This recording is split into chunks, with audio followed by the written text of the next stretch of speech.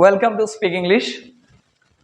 প্রায় আমরা দেখে থাকি আমাদের বিগিনার্স ভাই বোন যারা আছে, আমরা আছি যারা আসলে একদম শুরু থেকে ইংরেজি শেখাটা শুরু করেছি, তাদের টু টু টু এই জায়গাগুলোতে প্রবলেম হয় যে এটা আসলে কোনটা কোন টু। দেখুন, সিম্বল অনুযায়ী এই দেখেন প্রনাউন্সিয়েশনও কিন্তু তিনটার অলমোস্ট সেম। এই যে টি ও ও উপরে একটা দাগ, আইপি সিম্বল বলে এগুলোকে, মানে আপনার হচ্ছে তিনটার উচ্চারণই সেম হবে, এটাই এটার দ্বারা বোঝা যায়। এটা হচ্ছে টু, এটা হচ্ছে টু, এটা হচ্ছে কিন্তু টু।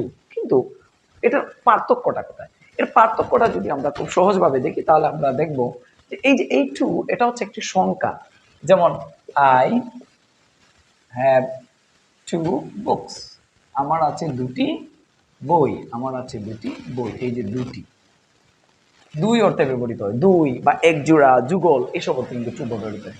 এটাকে গ্রামার অনুযায়ী চিন্তা করলে এটার পার্টস অফ স্পিচ যদি কেউ জানতে চায়, এটা একটা নাউন, একটা সংখ্যা, নাউন, বা এটা মাঝে মধ্যে এডজেক্টিভ হিসেবে ব্যবহৃত হয়। যেমন এখানে এটা এডজেক্টিভ হিসেবে ব্যবহৃত হয়েছে। আচ্ছা, তার মানে আমরা যেটা জানলাম এই টু মানে হচ্ছে দুই, ইংরেজি যে দুই সংখ্যা।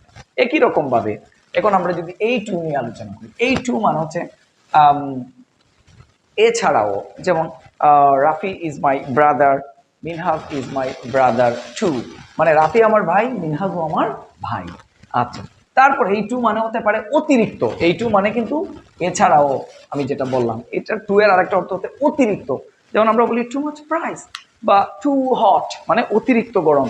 আমরা বলি two much talking is not good, অতিরিক্ত মানে এক্সেসিভ। এই টু এক্সেসিভ অর্থে ব্যবহৃত হতে পারে। এটা আপনার সাধারণত অ্যাডভার্ব হিসেবে কোনো বাক্যের মধ্যে ব্যবহৃত হয়, এই টুটা অ্যাডভার্ব আকারে ব্যবহৃত হয়। আবার এই হচ্ছে আমাদের যে টু, যেটা সবচেয়ে বেশি আমরা ব্যবহার করে থাকি, খুবই কমনলি আমরা এগুলোকে ব্যবহার করে থাকি টু।